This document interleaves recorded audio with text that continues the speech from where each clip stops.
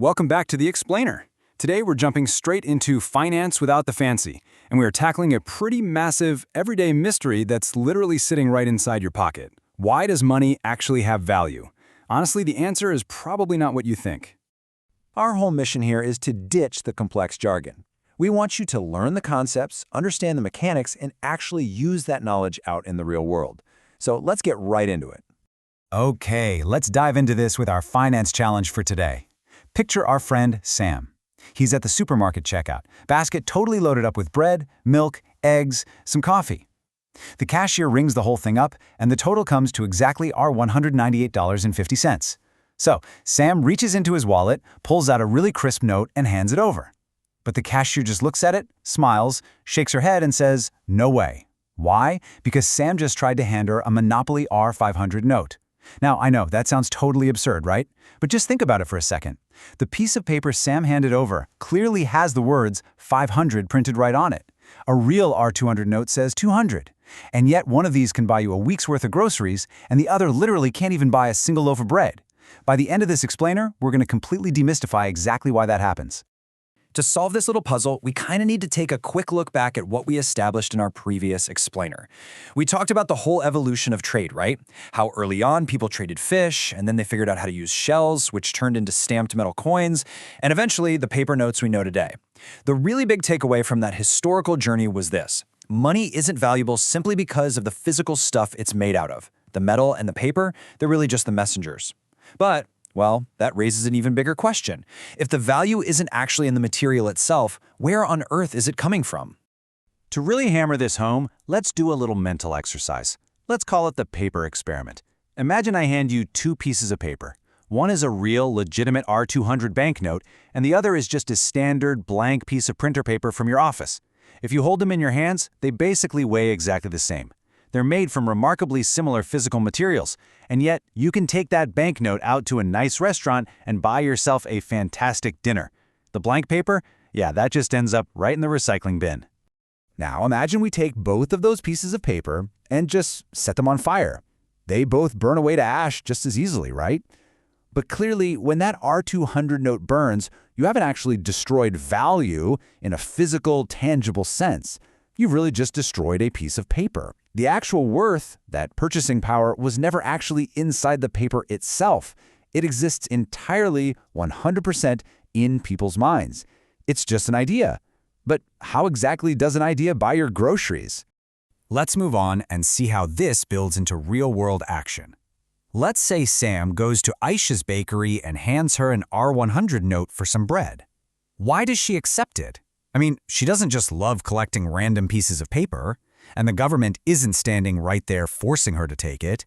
No, she accepts it because she knows with absolute certainty that she can take that exact same note tomorrow and hand it to Leo the builder. And Leo? He only takes it because he knows he can pay his mechanic with it. The mechanic takes it because he knows he can pay the supermarket, who will then use it to pay their employees. The money just keeps moving. And this brilliantly illustrates the invisible force that's basically running our entire world. Ultimately, money works because trust spreads through the entire economy. It isn't some magic spell cast on a piece of paper at the mint. Its entire functionality relies on this invisible, completely unbroken chain of societal trust. Every single time you make a transaction, it's like a little localized lighting up of this massive trust network. You accept money because you trust someone else is going to accept it from you later. It's actually a beautifully cooperative human system when you think about it. But you might be wondering, who actually creates and anchors all this trust? It doesn't just magically appear out of thin air. In most countries, we rely on major institutions to generate this confidence for us. Central authorities like the South African Reserve Bank, your regular commercial banks, the government itself, and massive businesses, they all help manage and stabilize the system so that millions of people can wake up every single day feeling perfectly confident. People don't accept money because of a magic trick. They accept it because these giant institutions ensure that millions of other people are accepting it too.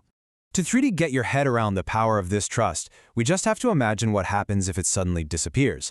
Picture a scenario where wild rumors start to spread. People panic. Suddenly, shops put up signs saying they're refusing all cash. In an instant, what happens to that beautifully designed, perfectly printed R200 note?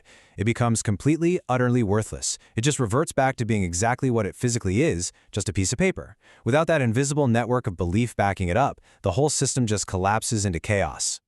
Now, what's really interesting about this slide is how all of this applies to our modern world. Because let's be honest, most of our money today isn't even physical paper at all. The physical wallet is basically disappearing. We've replaced it with tapping our phones to pay, scanning QR codes at coffee shops, logging into online banking apps, and just getting digital salary transfers directly into our accounts. When you open up your banking app, you are literally just looking at digital numbers stored in a computer system somewhere. That is it, just pixels on a screen. And yet, those mere numbers hold massive, life-changing purchasing power. Those tiny digital numbers buy real, physical food. They buy actual houses made of solid bricks and mortar. They pay for real-world holidays. How is it even possible that something with zero physical presence can buy tangible goods? Well, because just like the paper notes, we trust the numbers. So the crucial point is this. Money is valuable because people believe someone else will accept it. Trust creates value. And this completely solves our monopoly money challenge from the beginning of the explainer. Why couldn't Sam buy his groceries with a Monopoly R500 note? Because outside of a board game with your friends, there is absolutely zero trust that anyone else in the world will accept it in exchange for goods and services. The cashier refused it because she knew for a fact she couldn't use it to pay the store suppliers. That unbroken chain of trust, it simply doesn't exist for monopoly money.